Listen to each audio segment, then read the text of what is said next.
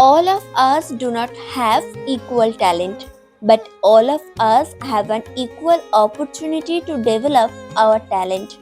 Hello everyone, welcome to my new mini vlog and this is me Arpita. এটা আমার বেশ অনেকদিন আগের একটা শুটের বিটিএস আজ আমি তোমাদের সাথে শেয়ার করছি। আর আজকের শুটটা আউটডোর ইনডোর মিলিয়েই ছিল। এই শুটে আমার মেকআপ আর্টিস্ট ছিল আমার দিদি। তো আমাদের দুজনকে প্রথমে রেডি করে দিল, তারপরে আমরা চলে এলাম আমাদের আজকে শুটের লোকেশনে। বাই দ্য ওয়ে, আজকের আমার আউটফিটটা কেমন লাগছে তোমরা কিন্তু অবশ্যই কমেন্ট করে জানিও। প্রথমে আমরা আউটডোর শুটটা কমপ্লিট করি, দেন আমরা ইনডোর শুটটা শুরু করি। আর আজকে যেহেতু একটা রেস্টুরেন্টের শুট ছিল, সেই জন্য আমাদের মেনুতে লম্বা লিস্টের খাবার ছিল। আর সেই সময় এখানে ইলিশ উৎসব চলছিল, পদ্মার ইলিশ, যেটা খেতে ছিল ভীষণই টেস্টি। একটা শুট করতে প্রচুর সময় লাগে, আর এই দিনকেও আমাদের অনেক সময় লেগে গেছিল।